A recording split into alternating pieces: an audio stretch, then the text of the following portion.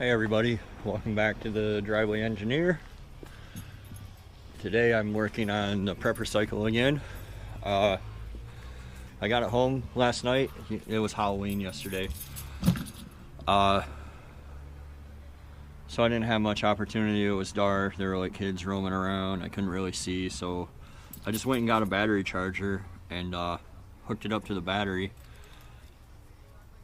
So hopefully, because I tried to start it on jump start yesterday and it was just clicking over. It wasn't really doing anything.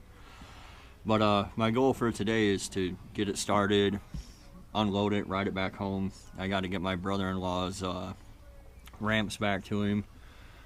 I mean, he's not really that worried about it, but it's the thing to do. So yeah, I'm gonna get started here and we'll go over some things to look for and some pluses and negatives on this particular bike and any bike in general. I really did pick this because you know, it's simple and rugged. It has a mechanical points ignition, and it really will run through an EMP or the zombie apocalypse, you know, with carburetors and a mechanical points ignition. So let me get started and I'll bring you back here in a moment. Alright, so I got my air compressor running and pumped this tire up. The first thing that jumps out at me is that it's pretty much garbage, which the young man who sold me the bike did say that they're weather checked and, you know, everything like that. But yeah, it's that's garbage. I do have another one right here that looks like it's a little, well, a lot better, but not quite the look I'm going for with a sport bike. Also, it's a smaller wheel. That's a 16 and that one's a 17. But we'll see. We'll see what happens. I don't know. I can't ride around with that thing. That's pretty bad, even by my standards, which are low. So it rode onto the truck, but when I got it home yesterday, it wouldn't crank over, and I think the battery was dead. It looks fairly new, so hopefully it's been on the charger overnight. Hopefully we can get some movement here. Hold on a second, let me put you down.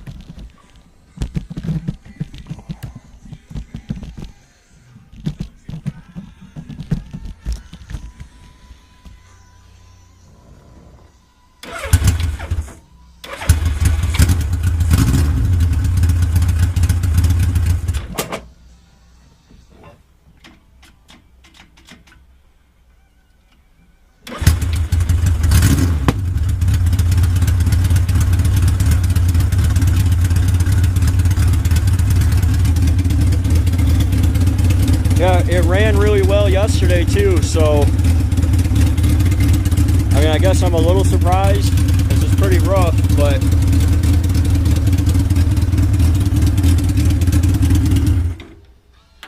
it's pretty rough, but I'm not totally surprised. I'm gonna go ahead and load the ramps up here and take it up to the field and get it unloaded. I guess I'll be back.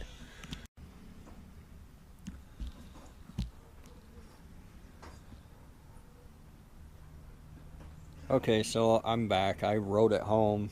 It's pretty sketchy. The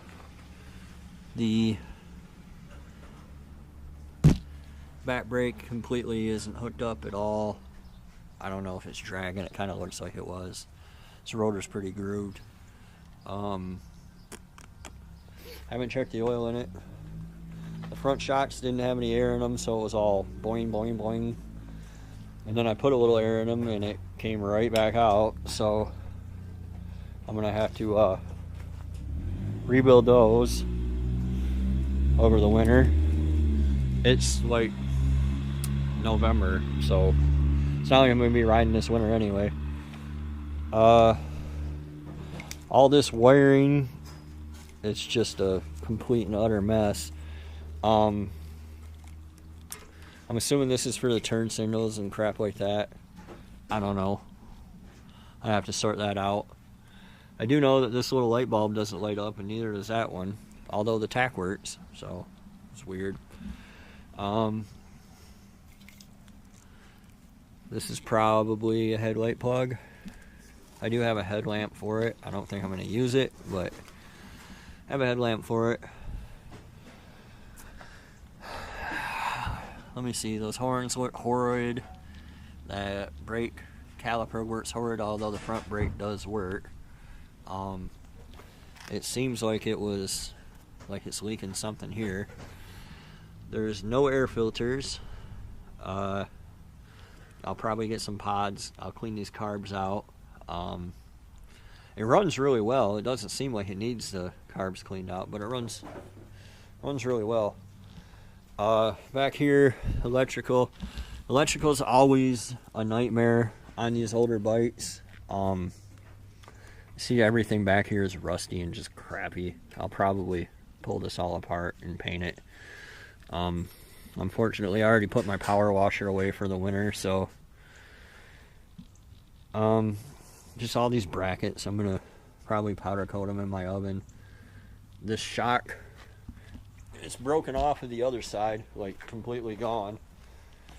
On this side, it's not really doing anything because I can pick this up and it just stays stationary. So one thing I'll go over real quick is how to check the battery and the charging system, because that's a big problem on these old bikes. And a lot of times what will happen is people will leave them sit, the battery will go dead or junk. You know, they only last a few years, especially if you don't keep them on a charger. And then they'll push start it, or they'll jump it, or whatever. They'll ride around with a junk battery and they'll fry their voltage regulator, which is real common. I found a website, a forum called GS Resources, and I'll be using that as my guide. They have a lot of good information. We're missing a ground here. I don't know what it's for, but we're missing it. This is unhooked, whatever it is. I'm gonna have to get a manual for this, but anyway, I'm gonna go over the how to check this with your multimeter real quick. All you need to do is put it on DC volts. Hook your positive and your negative to your positive and your negative.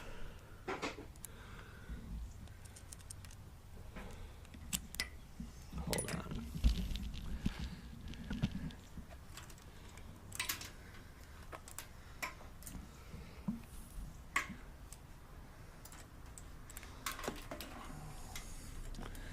If I can figure out how to do this one-handedly. Alright, so we got 12.2 volts at rest.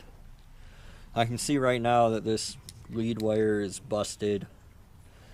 It's probably not tied together appropriately in here. I don't know where the regulator is on this, but I'll figure it out, and probably... Oh, I bet this is it right here. This big, dumb, ugly thing back here.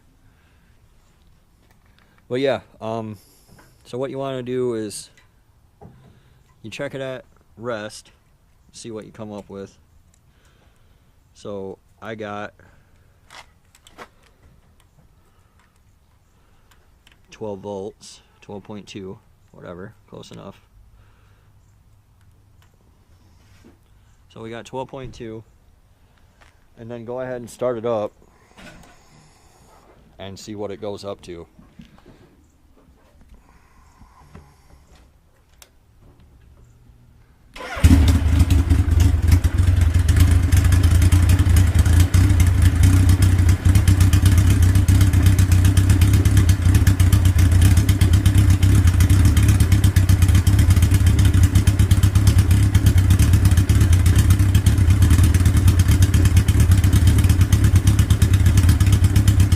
Volts is a little high, but it's about